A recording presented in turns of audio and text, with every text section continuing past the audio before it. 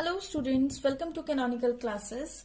Till now हम लोग पढ़ चुके हैं what is Raoult's law, Raoult's law का ग्राफ कैसे बनता है, मोल फ्रैक्शन का क्या रोल होता है राउल्ट्स लॉ में और आपके वेपर प्रेशर में। ठीक है, अभी तक हमने जितना भी मोल फ्रैक्शन की बात की है वो हमने सॉल्यूशन फेज की बात की है, मतलब आपका जो लिक्विड पोर्शन होता है उसके मोल फ्रैक्शन की बात की है। ठीक है, व्हाट अबाउट वेपर फॉर्म के या वेपर फेज के मोल फ्रैक्शन के बारे में अभी तक हमने कोई भी डिस्कशन नहीं की। तो लेट्स स्टार्ट। आज हम अपना यही नया टॉपिक डिस्कस कर रहे हैं जो कि वेरी इंपॉर्टेंट है आपके नीट पॉइंट ऑफ व्यू से और जेईई मेंस के पॉइंट ऑफ व्यू से। Very very important topic. ठीक है, तो आप सबसे पहले हेडिंग डालेंगे रिलेशन बिटवीन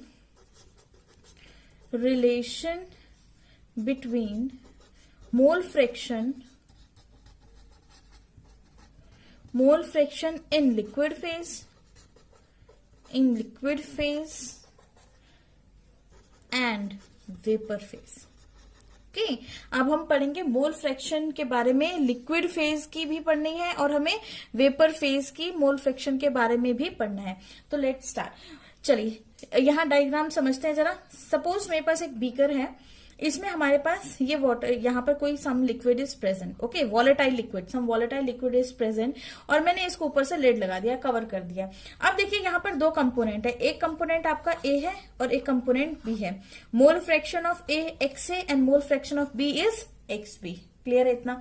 ये जो फेज है दिस इज सॉल्यूशन फेज, आप इसको सॉल्यूशन फेज बोलेंगे क्योंकि ये आपका लिक्विड फेज दिस इज, तो यही सॉल्यूशन होगा। ठीक है, इसके ऊपर जो ऊपर वाला पोर्शन है, ये वाला पोर्शन, ये आपका वेपर फेज है।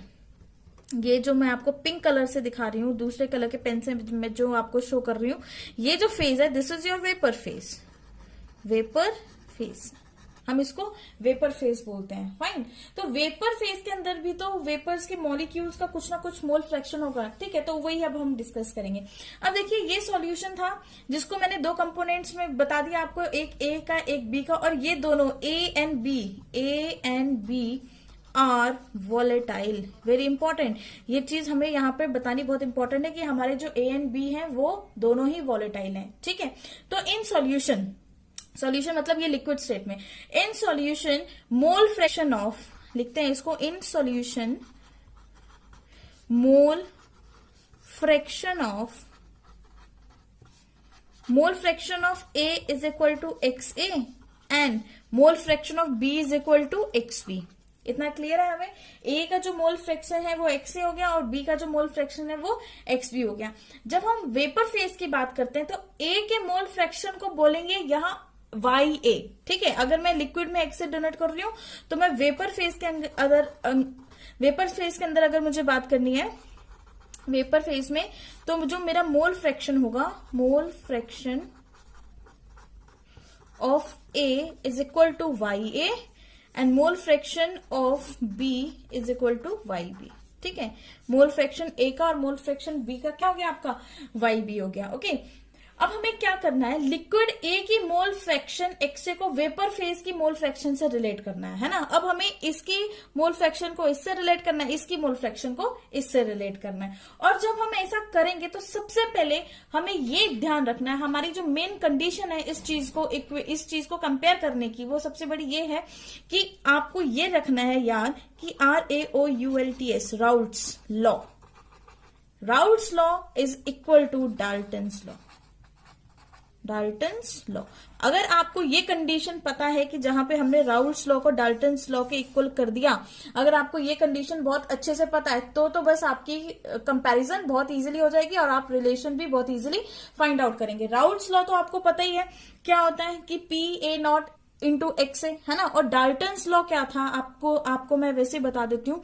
डाल्टन्स लॉ क्या होता है, P total is equal to PA plus PB, मतलब partial pressure of different gases equal to total pressure of the gas, है ना। टोटल प्रेशर जो भी उस कंटेनर के अंदर है वो किसके इक्वल होता है, सम ऑफ पार्शियल प्रेशर के इक्वल होता है। क्लियर है? तो यही आपने यहाँ पर पुट करना है। तो चलिए स्टार्ट करते हैं। फॉर ए, सबसे पहले हम यहाँ पे हेडिंग डालते हैं फॉर ए के लिए फर्स्ट सबसे पहले अब हम फाइंड आउट करते हैं। ठीक है, ए के लिए हमें पता है राउल्ट्स लॉ का हमने किसके इक्वेट किया है, डाल्टन्स लॉ के इक्वेट किया है ना। तो इसका मतलब राउल्ट्स लॉ क्या होता है, PA0 XA, ये हमारा राउल्ट्स लॉ है, is equal to Dalton's law के अकॉर्डिंग PA जो आपका पार्शियल प्रेशर है, ठीक है। तो अब हम उसकी वैल्यू पुट करते हैं, वो भी बिल्कुल सेम यही होगी कि YA PT, क्योंकि हम टोटल प्रेशर को कंसीडर करेंगे डाल्टन्स के अंदर।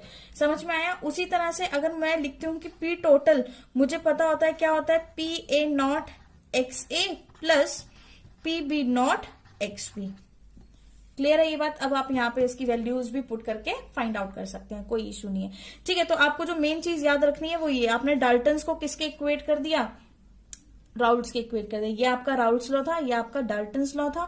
डाल्टन्स लॉ क्या बोलता है, जो भी सम होता है partial pressure of gases equal to total pressure, तो वो टोटल प्रेशर किस पे डिपेंड कर रहा है, मोल फ्रैक्शन जो पार्टिसिपेट कर रहे हैं वेपर फेज में, उस पर डिपेंड कर रहा है। उसी तरह से अगर मैं यहां से YA की मुझे वैल्यू निकालनी होगी, ठीक है, यहां से अगर मुझे YA की वैल्यू निकालनी है तो मैं क्या लिख सकती हूँ, PA naught XA divided by, इसको इसके नीचे लेकर जाएंगे, P total is equal to YA। Okay, तो ये एक आपकी फॉर्मुलेशन आ गई। क्लियर है सबको ये?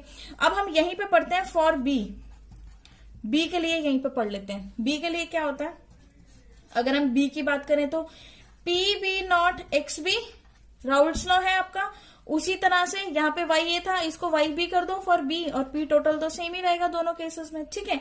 तो बस B को यहाँ पे रखो, P को इसके नीचे ले जाएंगे, तो PB naught XB divided by P total is equal to YB। Second formula आपके पास ये आ गया YB के लिए। क्लियर है इतना सबको? ठीक है, तो आपने सबसे बस इतना याद रखना है कि जब भी आपको मोल फ्रैक्शन फाइंड आउट करनी होती है लिक्विड और वेपर फेज की, तो आपने इन दोनों को क्या करना होता है, सिर्फ इक्वेट करना होता है। ओके, अब देखिए आपको ये बात तो पता है कि XA plus XB is equal to 1, XA plus XB is equal to 1, ठीक है। जो टोटल मोल फ्रैक्शन होती है, जितने भी मोल्स हैं उसकी जो टोटल मोल फ्रैक्शन है वो किसके इक्वल आती है, आपकी 1 के इक्वल आती है। तो यहाँ पे हम वैल्यूज पुट कर देते हैं। ओके, जो मेरे पास फॉर्मूला आया था वो मैंने क्या लिया था, ये हमने यही निकाला था, PA naught XA is equal to YA PT। Okay, for A के लिए ये था फॉर A, है ना। उसी तरह से अगर मुझे B के लिए निकालना होगा तो PB naught XB is equal to YB P total for B, यही होगा। तो यहां से मुझे क्या करना है, XA और XB की वैल्यू फाइंड आउट करनी है।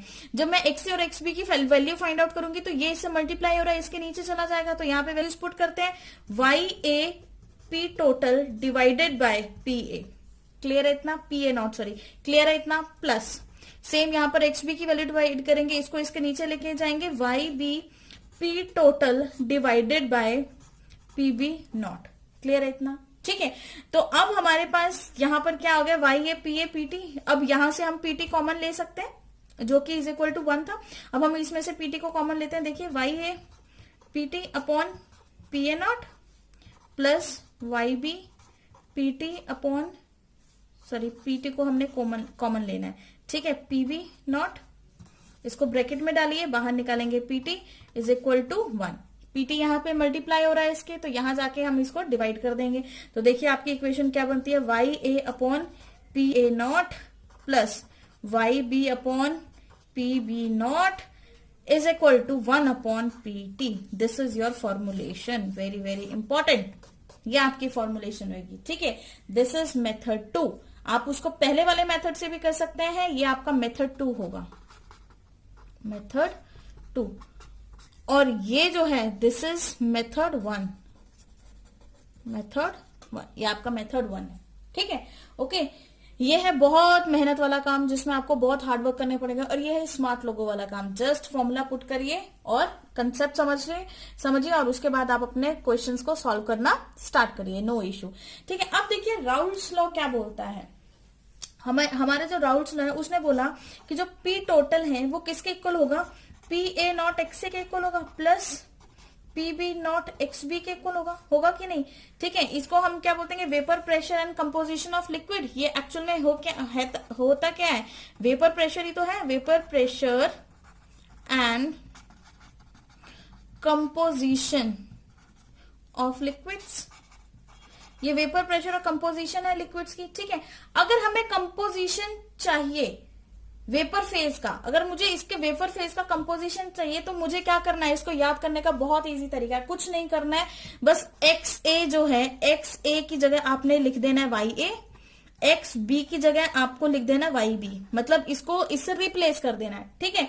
और जितनी भी प्रेशर वाली टर्म्स है उसको 1/p कर देना है, ठीक है। जितना भी प्रेशर है, प्रेशर को रिप्लेस कर दो बाय 1/p, 1/p से रिप्लेस कर दो।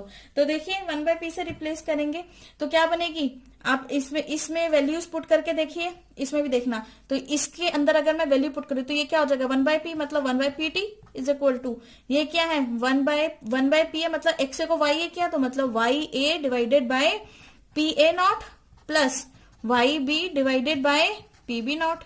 यही इक्वेशन बनी और यही इक्वेशन तो हमें फाइंड आउट करनी थी, ये वाली सेम इक्वेशन। जस्ट इसको लर्न करने का तरीका है कि अगर आपको ये राउल्स लॉ की इक्वेशन पता है तो उसमें एक्स ए और एक्स बी को वाई ए वाई बी से रिप्लेस कर दिया जाए, ठीक है। और जितने भी आपकी प्रेशर वाली टर्म्स है उसको 1/p से रिप्लेस कर दिया जाए, ठीक है, डिपेंड्स अपॉन द कंडीशन। अब ये वाई ए वाई बी क्या है, mole fraction in vapour phase, तो ये होगा क्या, y A plus y B is equal to 1, क्योंकि मोल फ्रैक्शन जितने भी कंपोनेंट्स होता है उन सबका, चाहे वो लिक्विड फेज में हो चाहे वो वेपर फेज में हो, वो हमेशा 1 रहता है, ठीक है। नोट डाउन कर लें अच्छे से, कोई डाउट्स हो तो प्लीज कमेंट सेक्शन में मुझे बता दें।